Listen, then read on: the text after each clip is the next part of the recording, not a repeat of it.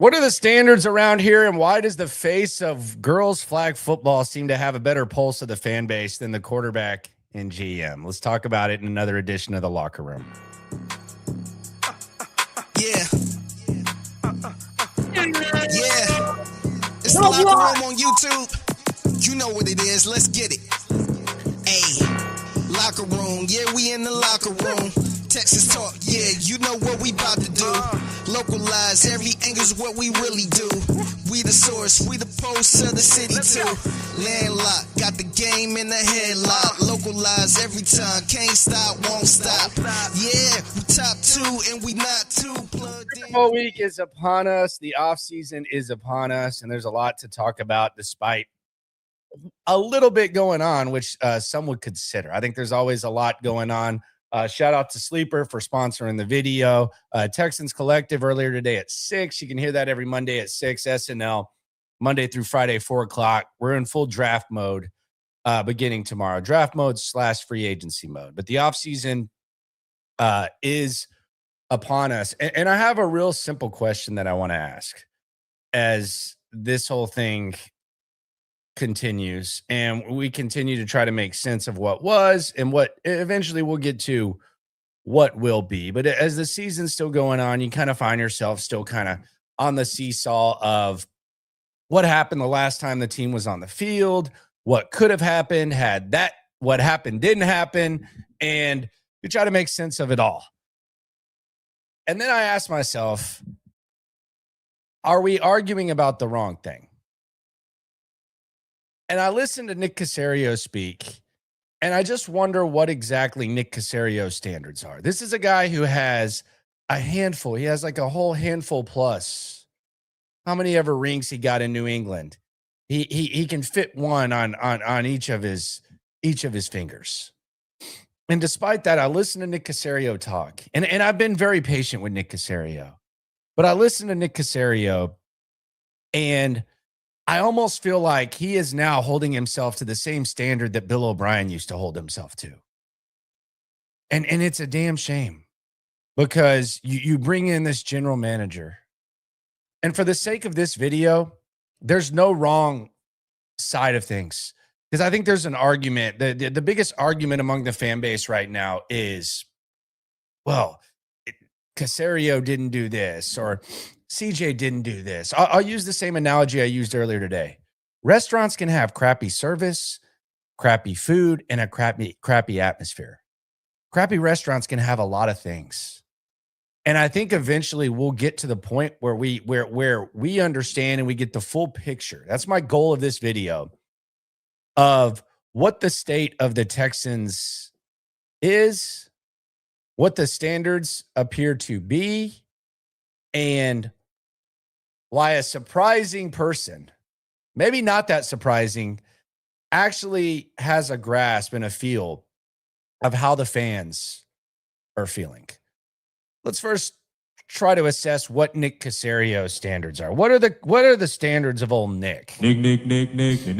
Now you listen to him, and he's asked about the offense. And this is Nick Caserio talking about the offense and whether or not he put enough around CJ Stroud. This is Nick Caserio talking about that. I mean, I'm not really sure the question. I'd say we had one of the best teams in the league. So, I mean, we went out there and competed with every team in the league that we played. So, I mean, I'm not sure like what the question is. I can specify. You know, the offense, according to their statistics, didn't take a huge jump offensively.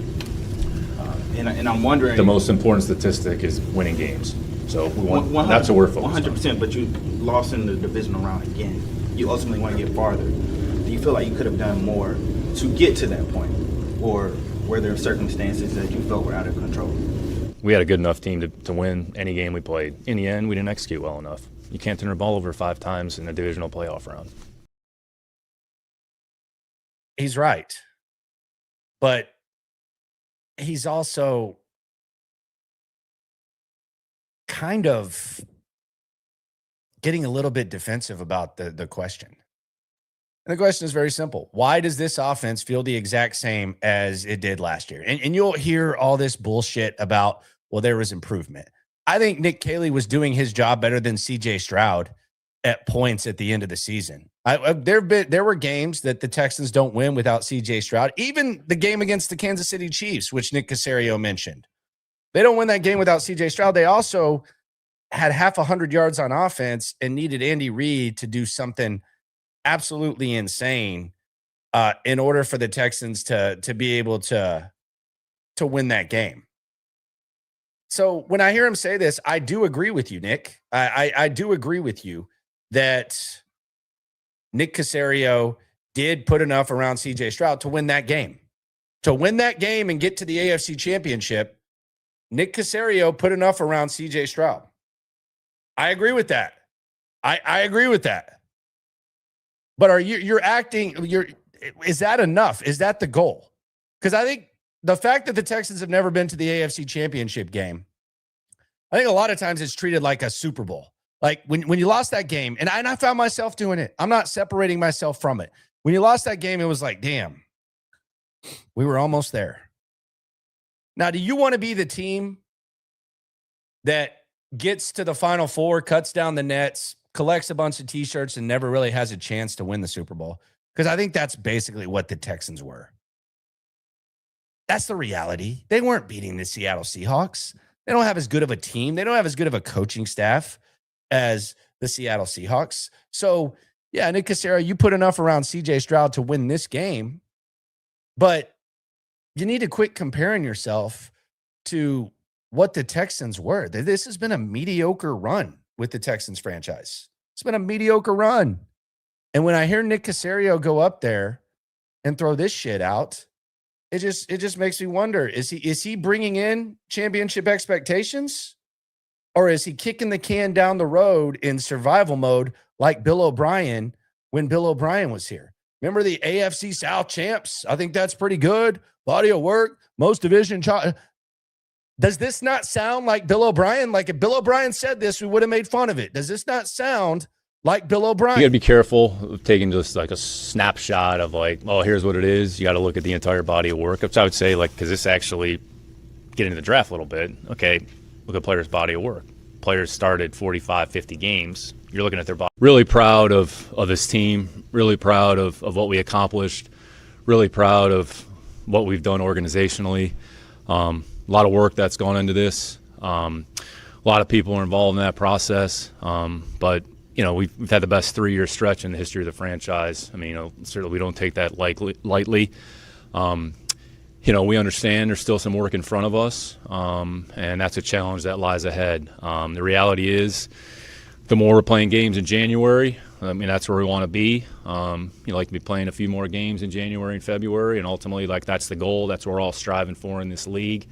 And ultimately, like, we feel like we're more than capable of being able to do that. I just really don't. I really don't understand why you don't take that lightly. He says you don't take lightly the best 3-year stretch in the history of the franchise. Why would you not? It's been a mediocre stretch. Quite frankly, this stretch is not much different than the 3-year stretch that the Texans had from 2017 to 2019, the first 3 years of Deshaun Watson. It's not much different.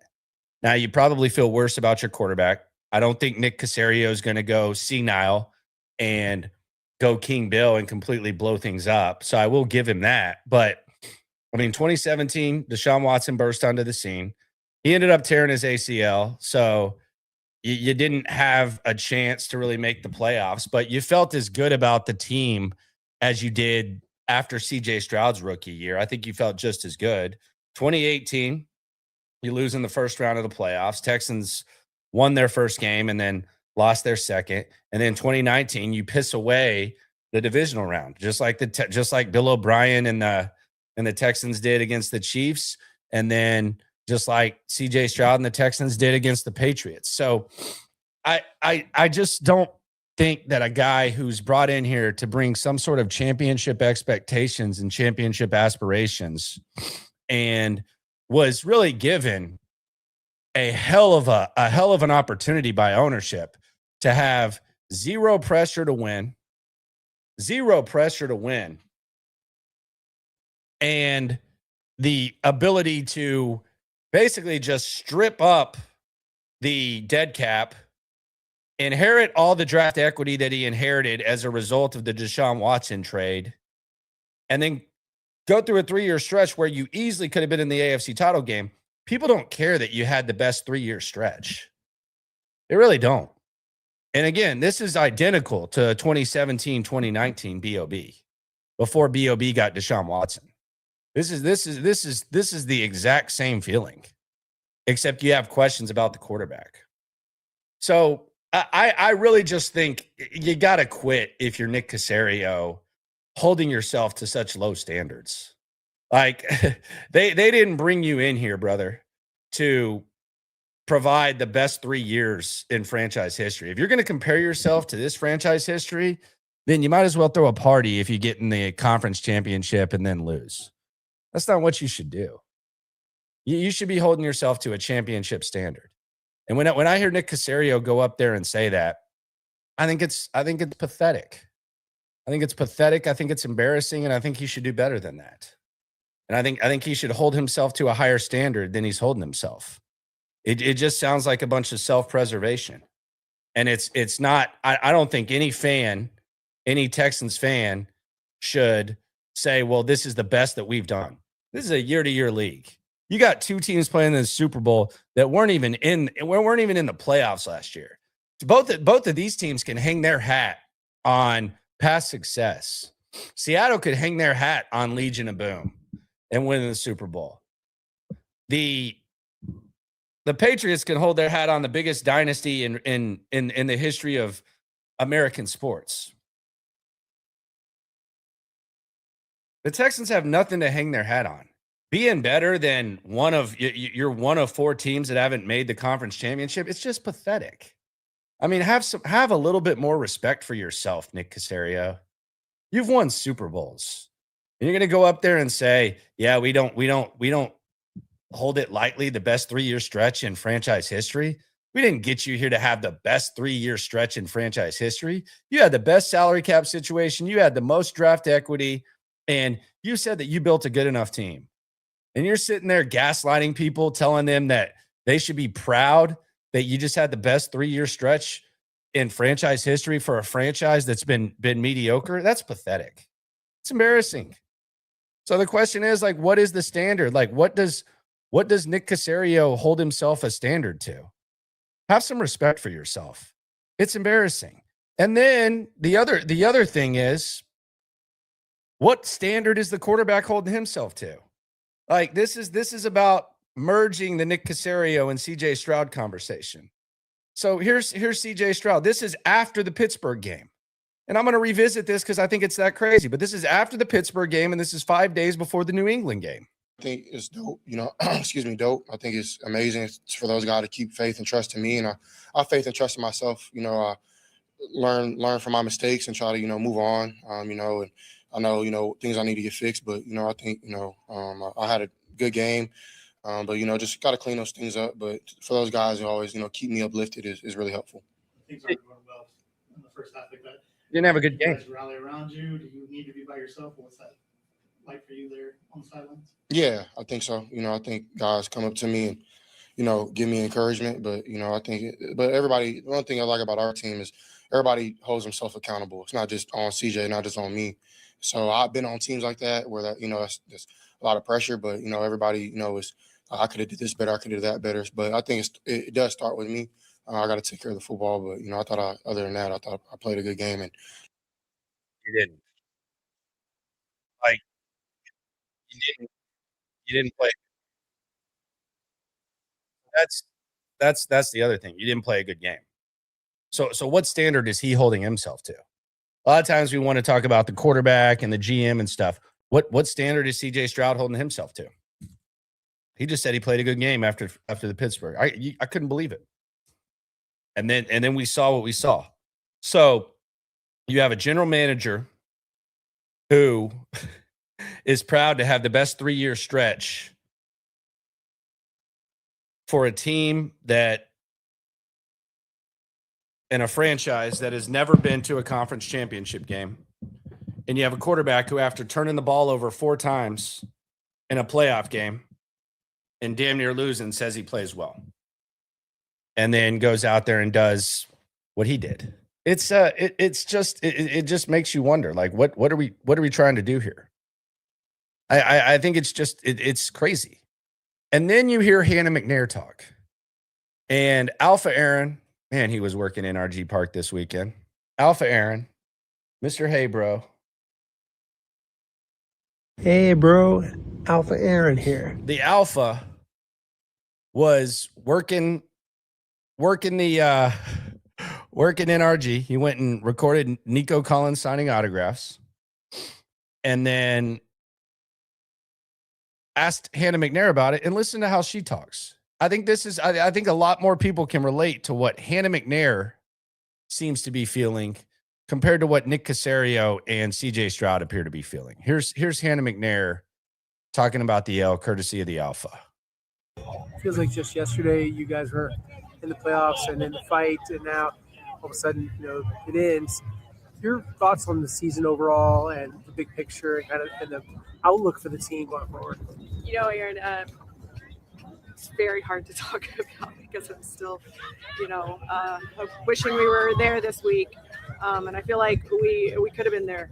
And I feel like it was right there for us. Right now we're going to just go back and look how to improve and what we need to look at. And, everybody will look like as a team to see what we need to do. Thank you. Thank you. Feels like just. She don't even want to talk about it. She feels like they should have won. She's not sitting there trying to gaslight people and say, "Oh yeah, this is the best 3-year stretch in recent franchise history. This is the best 3-year stretch." She's not sitting there saying things are good after what was seen. She's not pulling a Nick Caserio or a CJ. She's being completely honest about it. So where the hell is that at with the GM and the quarterback? That's it's actually kind of fascinating to see. It's actually incredibly fascinating to see that she has the pulse of what's going on.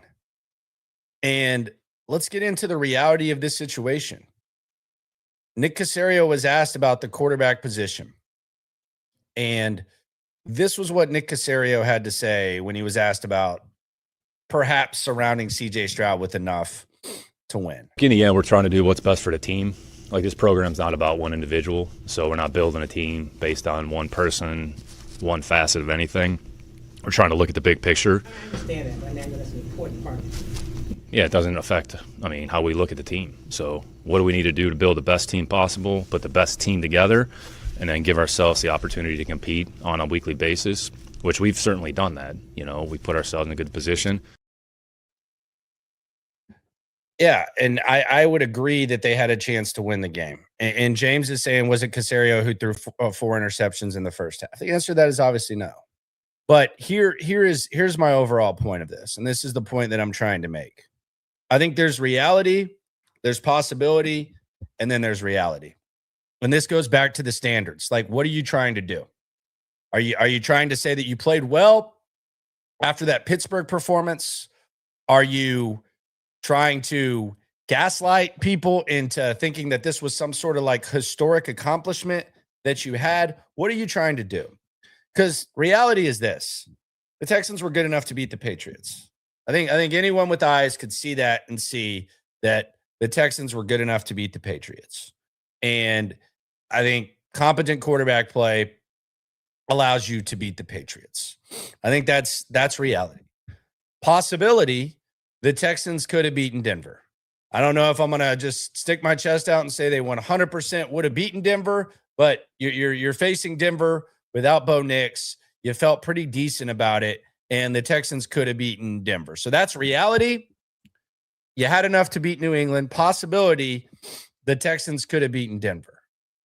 But let's just put this aside for a second. Let's put aside the possibility of just making the AFC Championship game, which again, every team in the NFL has made, except 4 teams since the Texans franchise started, and most of them have made it more than once.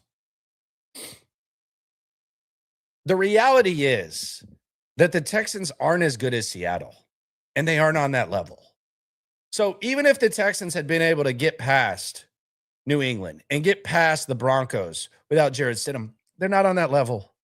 The Seattle offense functions at a high level. They have a Kubiak. They're doing their thing. They have a quarterback playing some of the best ball of his career.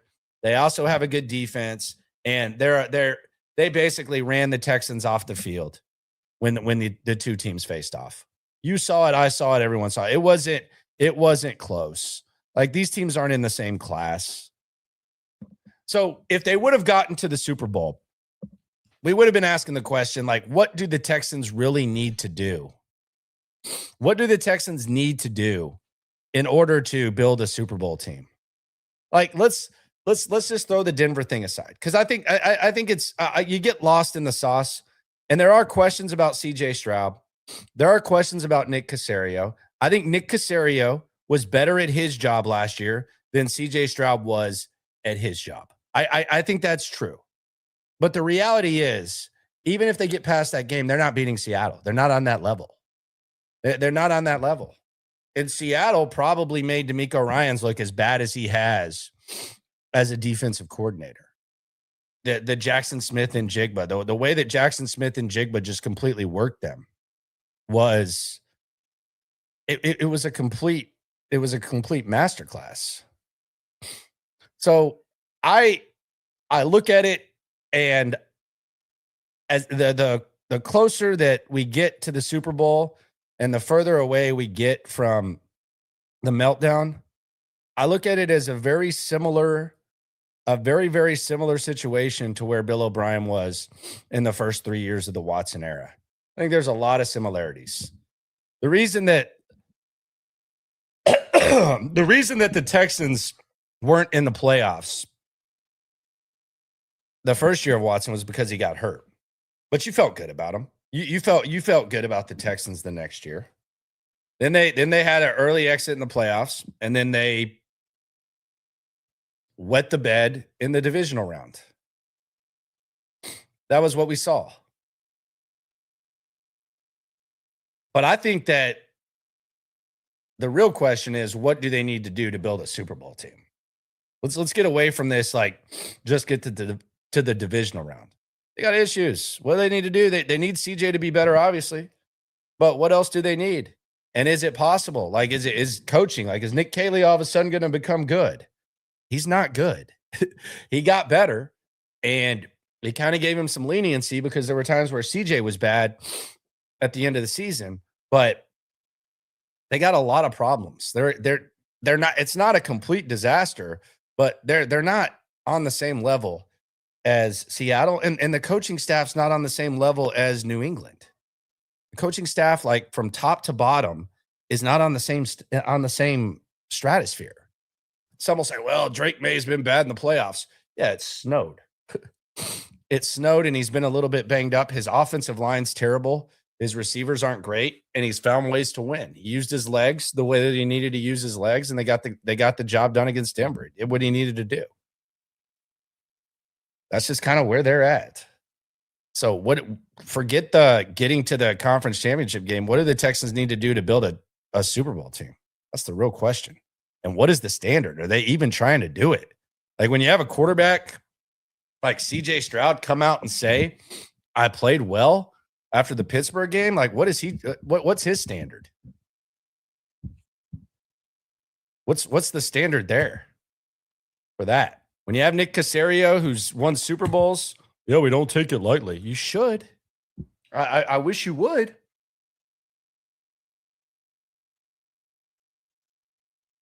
We don't take it lightly. You don't take lightly being better than one of the more mediocre franchises in the NFL. I love the Texans organization. It's what pays the bills. I mean, life is better when they play well, but you should take it lightly. You're from the Patriots, brother. You're from the Brady Belichick era. And you're saying we don't take lightly this? Come on. Let's be serious. Swarm. Joel says trade CJ for an established QB, draft an O-line, running back, and tight end. Plenty of draft capital this time. Do not pay him $50 million a year. I mean, first of all, you don't have to pay him $50 million a year. He's still got another year left on his rookie deal. And then he's got a fifth-year option. So, like, who's this established QB that you talk about that is better than CJ Stroud on a rookie salary? Like, if we're just going to compare CJ Stroud to other quarterbacks, you can probably list, if we're just talking about quarterbacks right now, you can probably list a decent amount of quarterbacks that perform at a higher level than CJ Stroud at the moment. But who is the quarterback with the consideration that CJ Stroud is on his rookie deal that is better than CJ Stroud? This is not a bad thing. Now, it could go a number of ways. We don't know how CJ Stroud is going to react to the mental wear and tear that he's currently going through. But there's not really I don't know who this like established quarterback you speak of is. Half the teams in the league don't have established quarterbacks. So tell me where this trade is. Tell me what you're getting in this trade. Because if you're trading a 24-year-old with 2 years remaining on his rookie deal, counting the team option, you probably should be getting more than just the guy. So I don't know. I don't know who the hell this established quarterback is. That's one of my pet peeves, like around draft time. When it's like, yeah, draft a playmaking wide receiver and draft a awesome offensive lineman. It's like, okay, who? Who are we talking about? I don't know. I don't know who this established quarterback is that people speak of. I'd love to know. Don't really see who that is at all. But let's just talk about the standards. Let's go back to the standards. What are the standards? What are they trying? What are they trying to do? D'Amico and Caserio. And here's the other thing when it comes to the standards. I want to make this very, very clear. I want to make this very, very clear.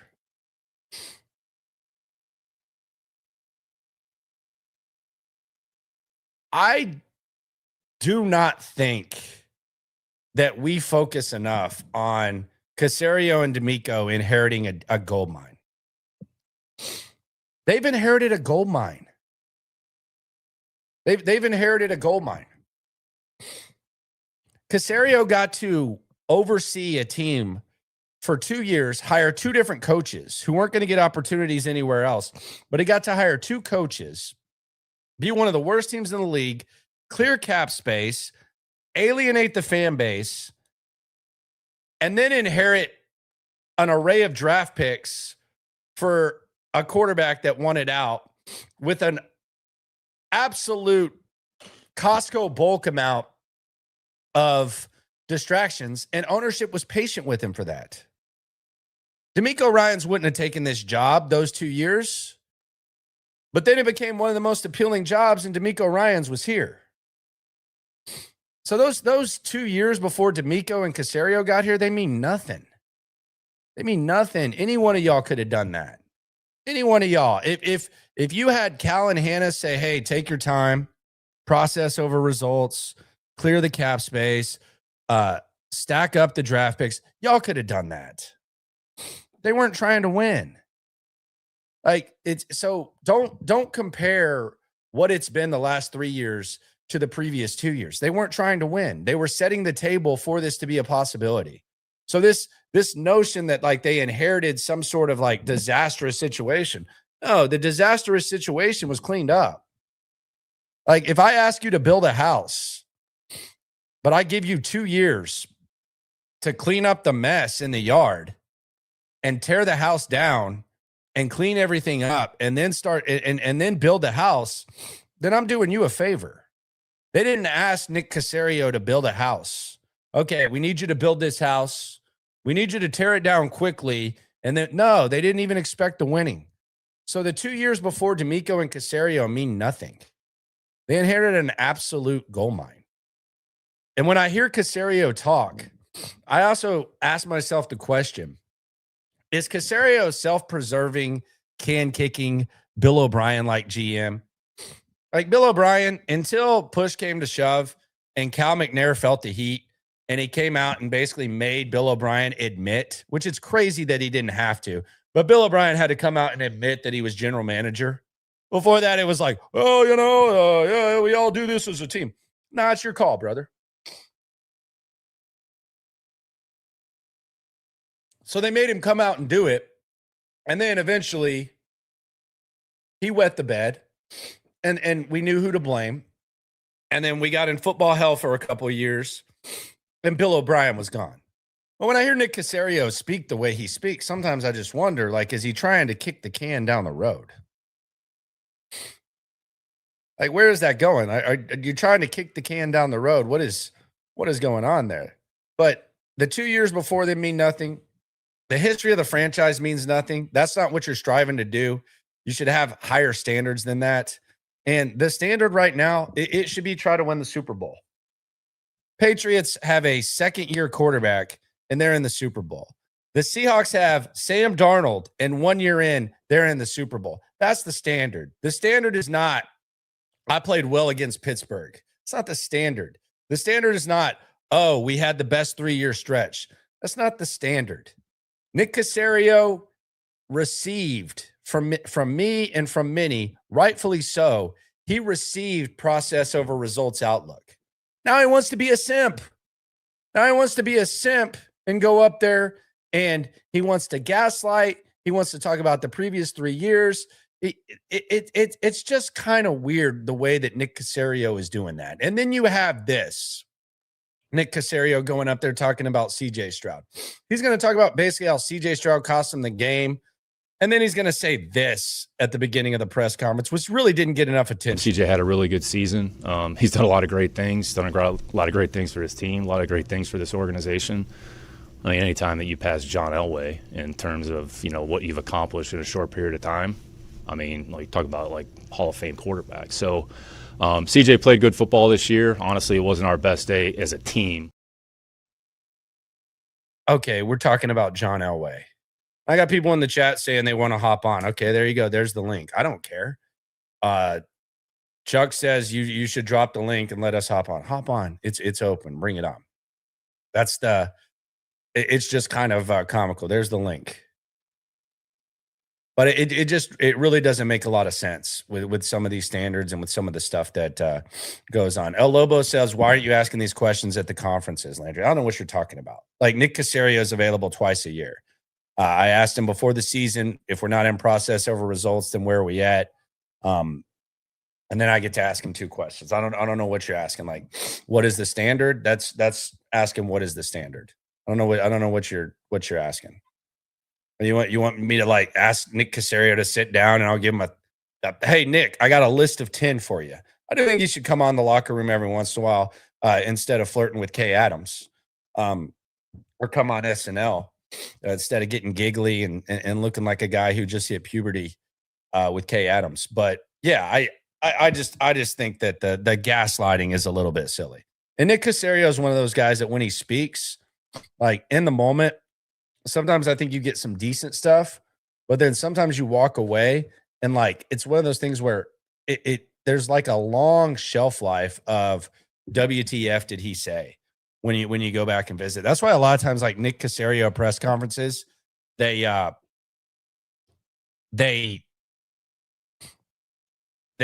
of have a little bit longer shelf life because it's just like, what the hell are y'all talking about? And what the hell is he talking about? But I think the next move for the Texans is they got to figure out how bold they want to be and how they want to handle it, because epic meltdowns around here. I go to 1993 and I go to 2019. Sometimes there's like a little bit too dramatic of a measure. Like in in 93, you had Bud Adams bring in Buddy Ryan, and it completely unfolded. The team unraveled. He ended up blowing up the squad, and there was a lot of emotion, and then the Oilers eventually left. 2019, you had the exit of DeAndre Hopkins. So I think I don't know how bold they do and don't want to be. All right, let's get James in. James, what's up? Yo, Look at this guy. Listen. The problem is CJ. CJ is a bigger issue than Caserio. That's the fact. I don't disagree. I mean, I all I'm saying is that the bottom line is whether you think it's CJ, whether you think it's Caserio, my whole point is that they weren't good enough to win a Super Bowl no matter what. But the other problem is, and it's not that you have a quarterback that you can't get rid of. Like, you're not getting rid of CJ Stroud. But that's not on Caserio. I mean, what is he going to do? Just sit there and kick the can down the road? So you think that Nick Caserio? You think that, like, what would you do if you were Nick Caserio then? I mean, he has no choice. It's not his fault that his quarterback has regressed in the last 2 years. I feel like he's done enough. Like, if CJ had elevated his game year by year as he's supposed to, this offense would have been way better if CJ, like, all the games that, like, against Seattle, it was still I know you hate hearing this, but it was a 1-score game with CJ being that bad. Like, if he was better, like, this offense would have been way better by orders of magnitude. I mean, at the end of the day, it all comes back to the quarterback's play. Like, it's not good enough, and I can't in good faith say that's on Caserio. Like, he's done his job. If anything, let's get mad at D'Amico for not firing the QB coach. You know, like, why is Gerard still employed? Like, I feel like, I mean, of course, Caserio holds blame, but, like, we could sit up here and nitpick every decision. Like, he's not going to bat 100 or anything like that. I just feel like that's just not realistic, you know? Of course, he, deserves some blame, but in the pecking order, it's CJ, D'Amico, and then Caserio. At least that's for me. Yeah, and I also think they're in a tough spot where I think they basically I don't know if there's like a right way to handle it. Like, if we're talking about getting to that point, because it could be an either or situation.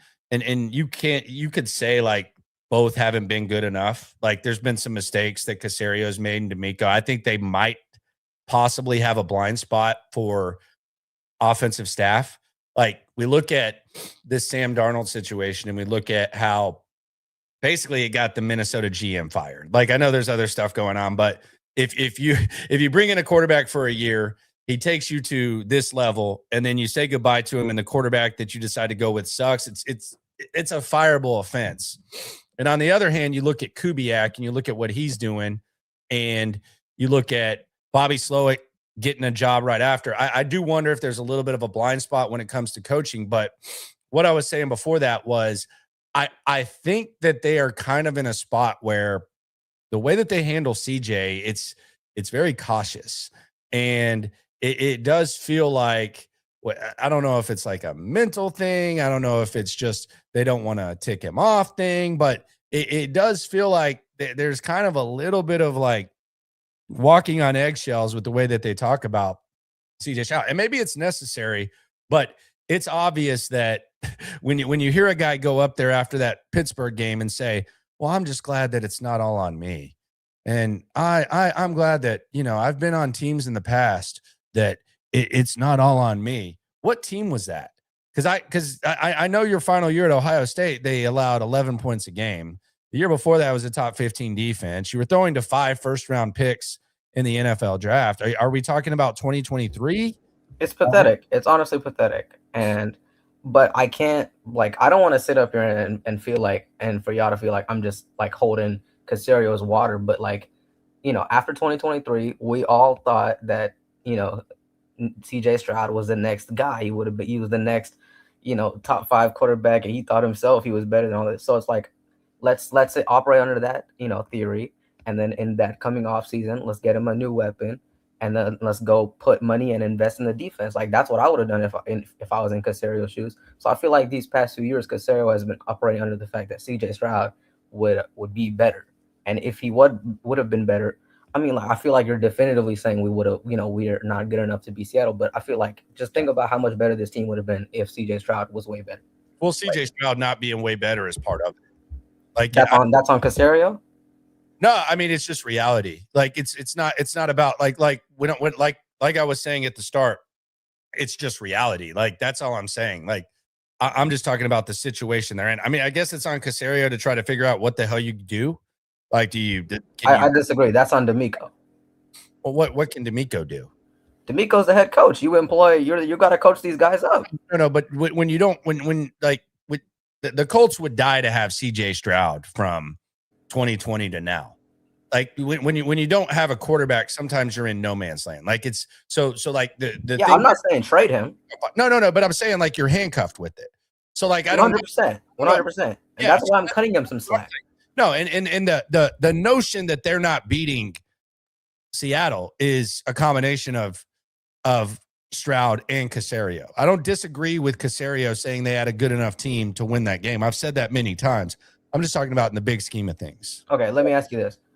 Would CJ Stroud, with the way he played this offseason, let's substitute him with Jalen Hurts from last year. Would that have been enough for CJ Stroud to have won against Broncos at home or Patriots or Seattle or Rams? If CJ had the Eagles surroundings? Yes.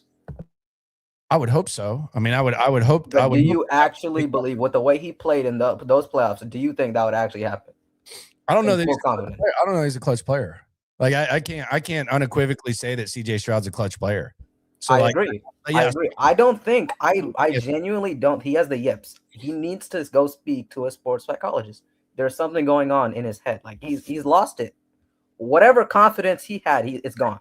It's gone, and he's patting himself on the back after fumbling the ball 5 times and throwing the worst interception that I've seen him throw all season. And he's throwing some bad ones.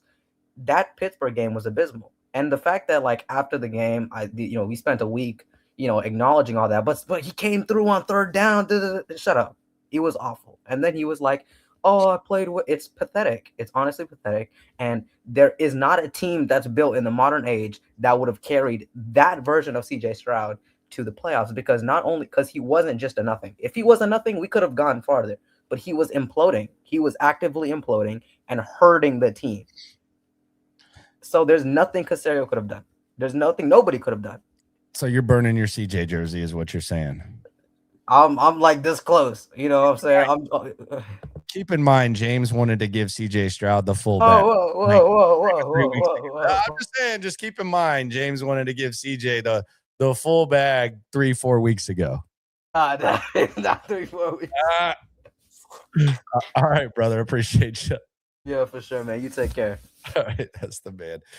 James can argue with the best. I'll drop the link if anyone else wants to hop in. We're kind of in that off-season mode. My ish is foggy today. Got to figure out what's going on there. Maybe it's a little bit of that high-grade marijuana called Kush on the streets. I don't smoke in the house. I wouldn't do that. But I did ask this question with the Sam Darnold. So the Sam Darnold handling got someone fired. What if we look back 2 years from now? What if we look back 2 years from now and Clint Kubiak is a badass? And what if Bobby Slowick looks like a badass? What are we doing there? I don't think there's a lot of pressure on D'Amico Ryans. I mean, there is pressure, but as far as like D'Amico Ryans being on the hot seat, I don't know that that's going to happen. I would like the standards and the feels of Hannah McNair to hopefully be what's going on in the building as opposed to the gaslighting that we often hear. But I don't think that I don't know. Like when Nick Caserio said this was the quote that got a lot of people worked up, and it was DJ Bieneme asking about the CJ Stroud thing. This was the quote that got a lot of people worked up from Nick Caserio. It's a combination of things, make sure we got enough players, we're doing some things schematically, or there's some things that have popped up in those games. So again, you look at those games, you look at other games as well, you look around the league, what are some teams doing, what are some things you might be able to incorporate. So again, I mean, offense has really never been D'Amico and I have never sat in our office and said, like, well, our offense is a concern. Like, what do we got to do? Like, we got to play better. There's some things that we can do better. So try to build a good team, try to get good players in here with the right mentality and the right mindset. I mean, I guess Nico Collins isn't a good enough player. So, I mean, maybe we can find a player better than Nico Collins. I don't know. So we'll try to do the best we can, try to bring good players in this building, and try to put together a good team that gives us a chance to compete, on each Sunday. And that's Nick being a little bit defensive and a little bit trite with DJ BNMA on the question. But a lot of people were really pissed off that Nick Caserio said, me and D'Amico have never sat in the office and said the offense needs work. There are some people who were like, what? How could they not? Wouldn't you be more surprised or more offended if they said that it did? Like, I watch every snap of Texans football. I've watched the last 2 years where there's a wide gap between the offense and the defense. I've watched the return on investment between the offense and the defense be an even wider gap. I've watched the preparation and the accountability and the adjustments on each side, whether it was Bobby or Nick Cayley, be that much different. Like, I almost would have been more offended if Nick Caserio and D'Amico Ryans had said, yeah, we always talk about the offense. We know that the offense is a problem. Wouldn't that have surprised you a little bit more? Like, let's just be serious. You most of the people in here, let's be serious. This is a night show.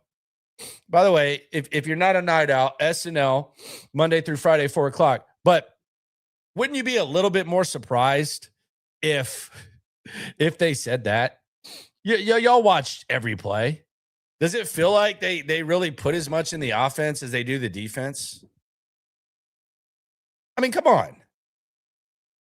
We would have been even more surprised by that if they said that. There's a gap.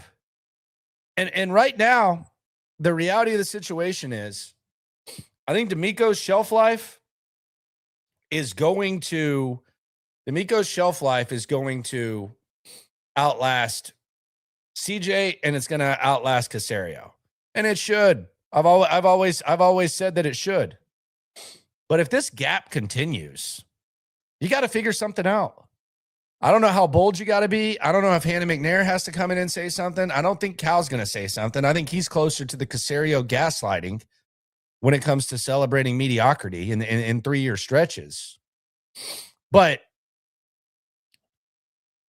at what point do you have to figure it out with the quarterback? And I can't help but say this. I've basically thrown up. I've thrown the white flag. I've thrown the white flag. I don't have a white flag. I got some tissues though. It's that time of the year. I got the tissues here. Okay, I got my tissues. I've thrown up the white flag. But I'm gonna go ahead and say this. Go ahead and say this.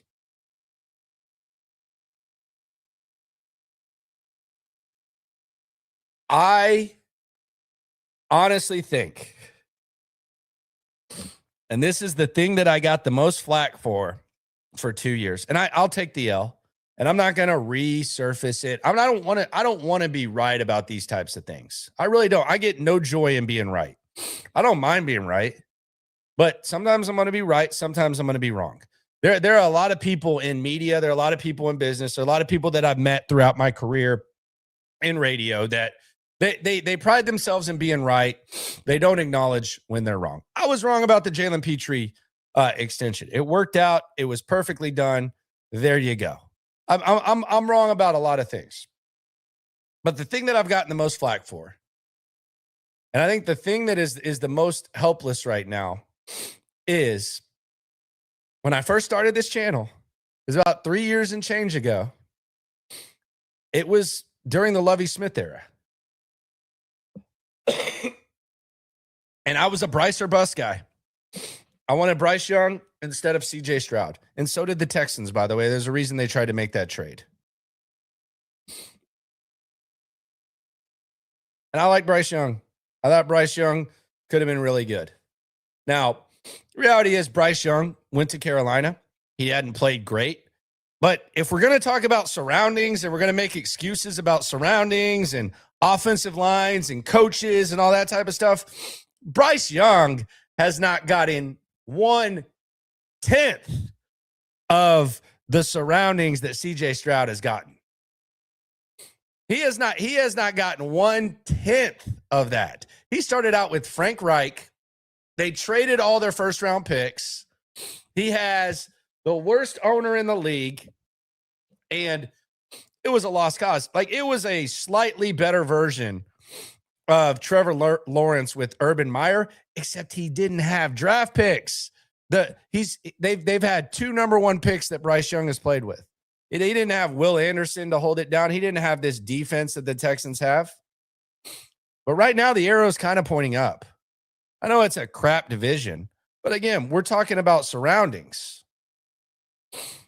I do wonder, in an alternate universe, what it would have looked like if Bryce Young would have ended up coming here with Nico Collins to immediately throw to, Dalton Schultz to immediately throw to, D'Amico Ryans to have coach him, Bobby Slowick coaching him, and I think Bobby Slowick wanted to coach him.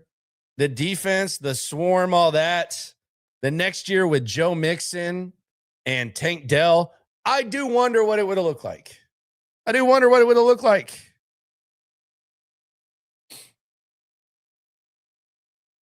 It makes you kind of think. But again, I've waved the white flag on that. We don't have to do that. I'm not trying to do that. People have been trying to bring it back up with me. I've already waved the white flag. We're good. We're okay on that. We don't have to revisit the Bryce Young thing. I'll concede it. Man, those surroundings a little bit different. It's a little bit different. What are the standards? I'm asking Nick Caserio. I'm asking CJ Stroud. What are the standards? What are they looking to accomplish? Because Nick Caserio, spoiler alert, next year, there's a chance you're probably going to say this is the best 4-year stretch in the franchise. Notice he doesn't count those last 2, though. Notice he doesn't count those first 2, because ownership was very good to Nick Caserio. They set him up for these 3. They said, you know what? We don't care how much heat we get for Deshaun Watson. We're going to be patient. There's no pressure to win. Don't worry about it. You ain't got to tear the house down quickly. Take your time. We'll take the heat. Hey, Cal, sell the team. You know how many times Cal McNair had to hear that during that? He took the heat. Cal McNair, Hannah McNair, they were taking the heat. But notice Nick doesn't mention those first 2. And I'm fine with that. It was process over results. At that time. But now all of a sudden we're just going to be simps. And it's the best 3-year stretch during the most mediocre run an NFL franchise has had in 2 decades. Come on, man. What's the standard? Furthermore, how much tougher are things about to be? That's the other question. How much tougher are things about to be? Jacksonville, I think, has done an awesome job. I mean, Tony, James, Liam did a great job this year. They showed it. I mean, I think Tennessee is going to be much improved. I think Coach Sal's a hell of a coach. Coach Steichen and the Colts, I mean, they've shown year in and year out they can compete with anybody. So, I mean, we're going to have a work cut out for us in the division, but that's why this league, when you go 1 through 32, the gap between 1 and 32, it's not as big as the numbers suggest. So, I mean, all of us, you got to embrace it.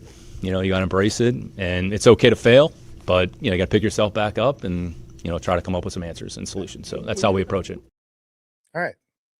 And Nick Caserio's done a good job in the draft, but at the end of the day, he's going to need his QB.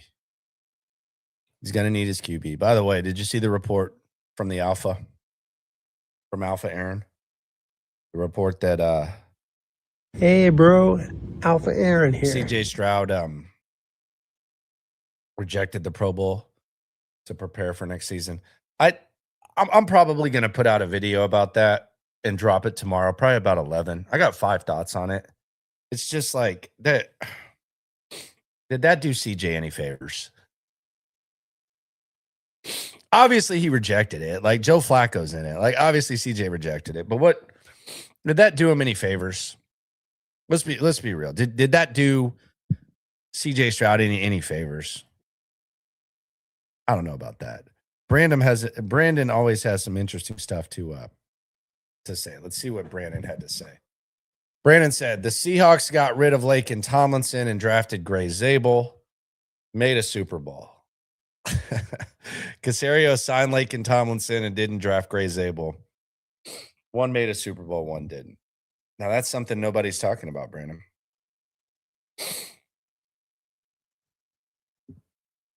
That's something nobody's talking about.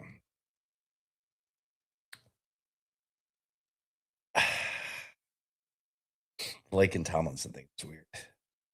I do think there might be a new sheriff in town now. If you look at it, and I don't know if this is good or bad. It's like last year when CJ Stroud was going to have more control at the line of scrimmage. I kept hearing that, and it was presented as, oh, thank God. I didn't know if that was a good thing or a bad thing. Still don't know. We'll see. But I think there might be a new king on offense. I think Cole Popovich might be running this offense. I think Cole Popovich is the football king on the offensive side of the rock. Think about it. So Cole Popovich takes over for Chris Strausser. Does a good job. I think we can all agree.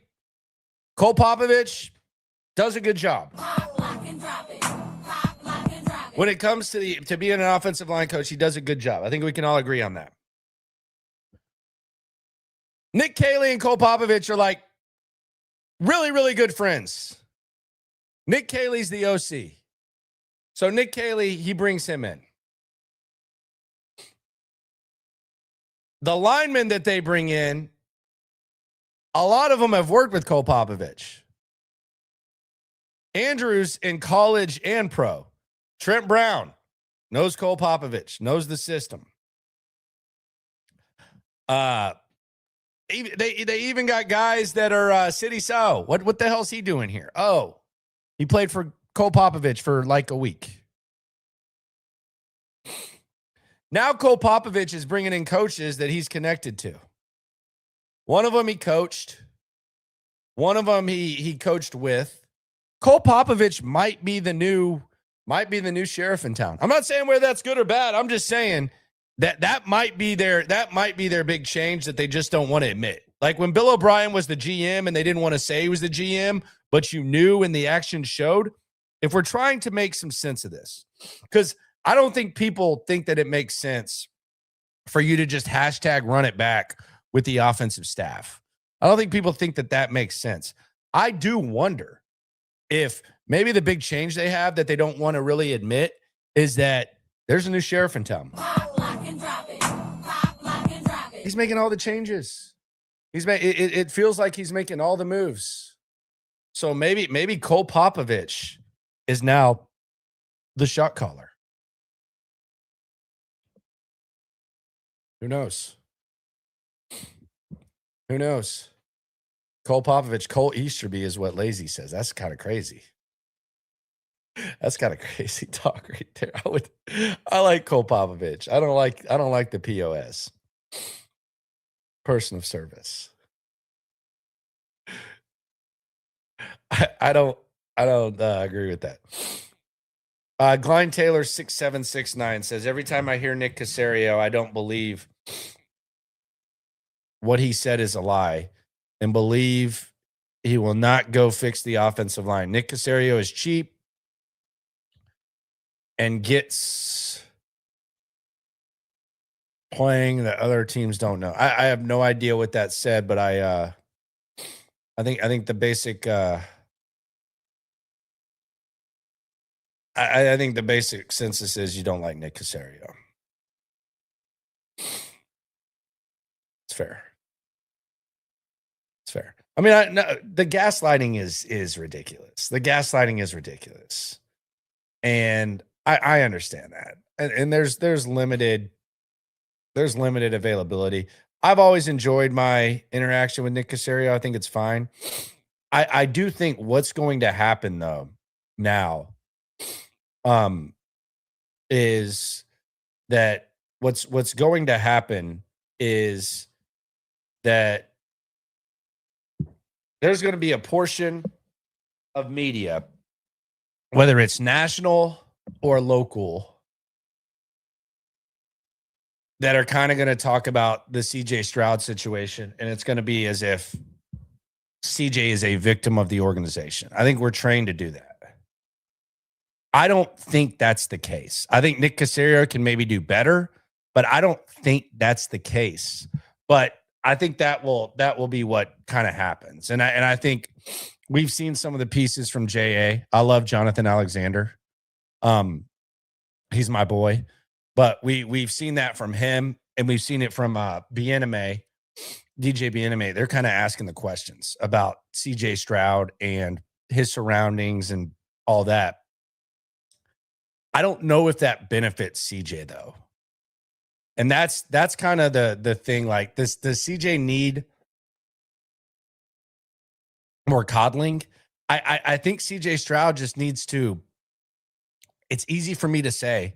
I'm not sitting here saying this is easy, but he's just going to have to mentally truly block out the noise that they speak of and put his best foot forward. But I don't think CJ Stroud needs to put it out there that this organization's failed him, because quite frankly, regardless of what you think about what D'Amico's weaknesses may be or what Caserio's weaknesses may be, it's a highly functioning organization.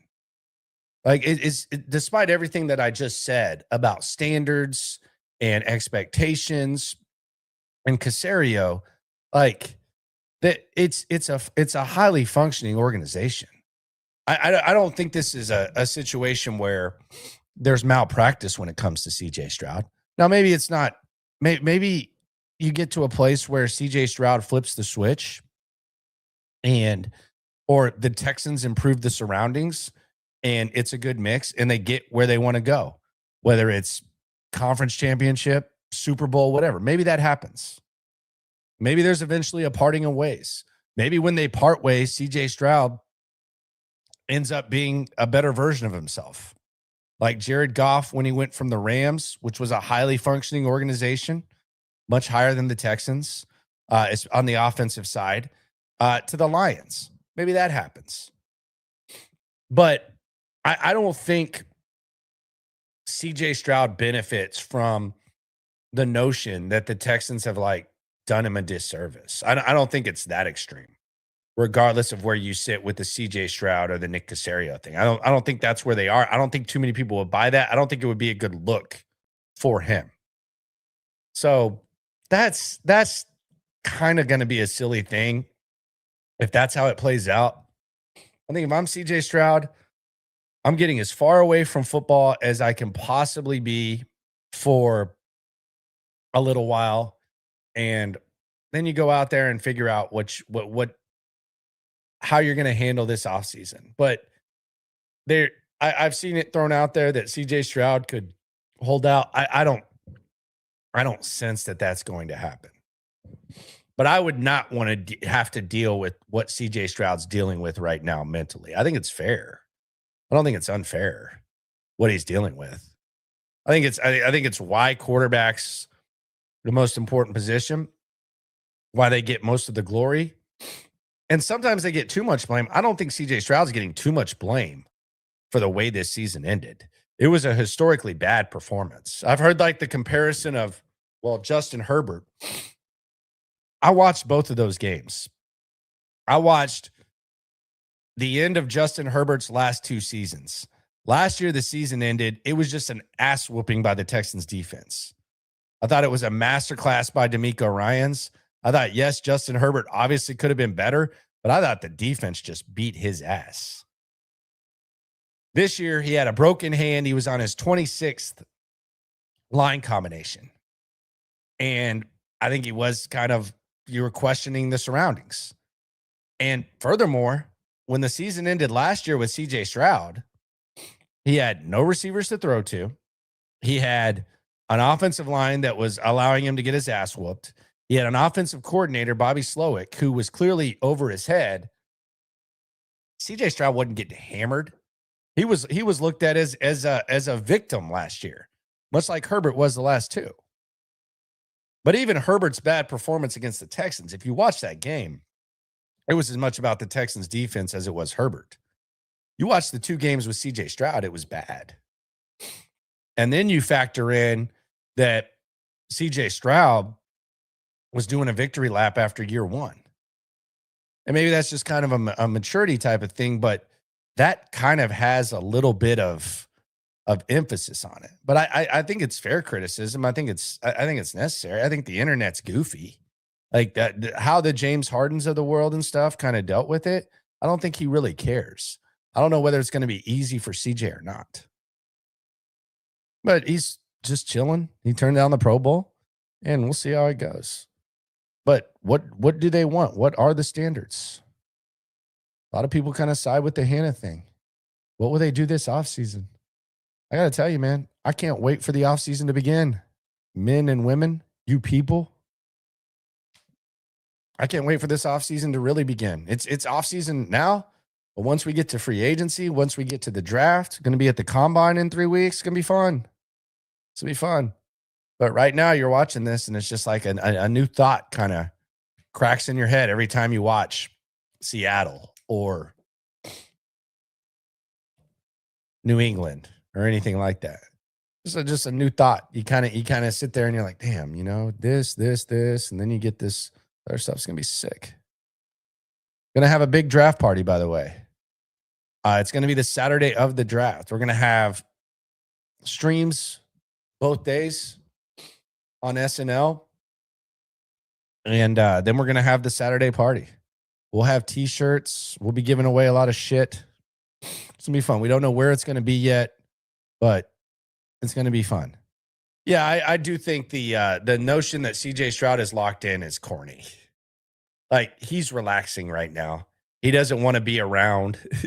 Like, I wouldn't either. Like, I understand that. But, like, the notion, I've seen the notion that, oh, he's locked in. Justin Fields turned it down, apparently, to focus on next season. Now, maybe preparing for next season is getting as far away from this season as possible, which would be impossible if CJ went to the Pro Bowl.